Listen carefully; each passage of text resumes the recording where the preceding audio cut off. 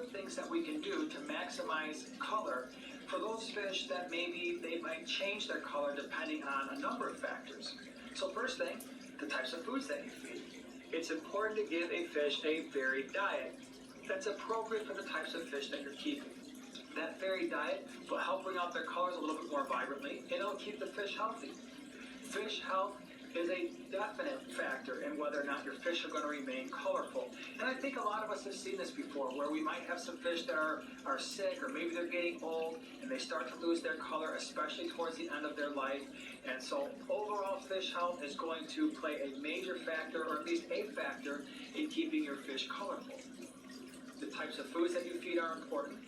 The water parameters are important. So if the water is too cold or too hot, they may begin to lose their color.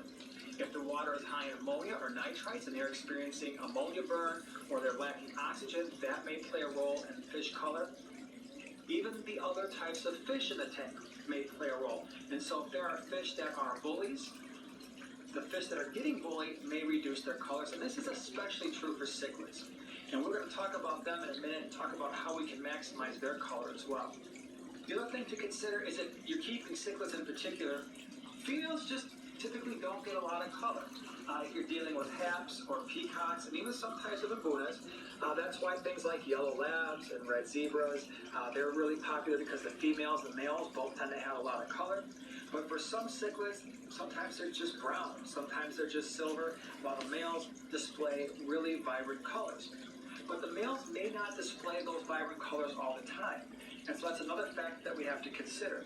If you're dealing with fish like cichlids, if there are dominant males in the tank, those subdominant males may not show a lot of color.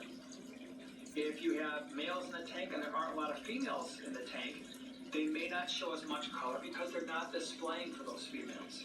And so usually the best color that you're going to see, and a lot of times when you look on the internet and you see these awesome pictures of fish in full color, often these are colors that are displayed to females right around the breeding time. And that's when you're going to maximize your colors for a lot of different types of fish, particularly the cichlids.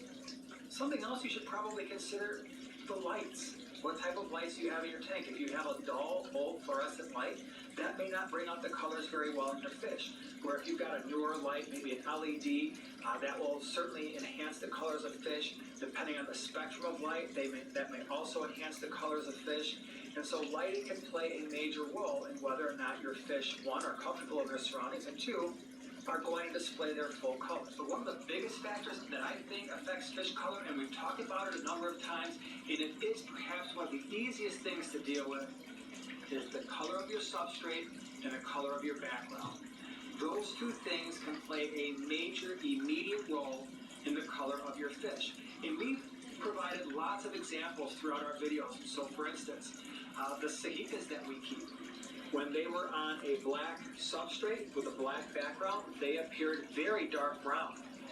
When we moved them to a brown substrate, they got a lot lighter, and we started to see the purples and the yellows and the reds, and they look absolutely beautiful. A lot of cichlids are like this. So for instance, shell dwellers, things like the multis that we keep, or the gold ocellatus, or brevis, or similis, if you put a lot of the shell dwellers on a black sand, they're going to look darker, they're going to look more muddied up. When you put them on a white colored sand, they get a really bright silver. You start to see the stripes appear a lot easier. Other examples that we've had in the fish room are severums, both our green severums and our red shoulder severums.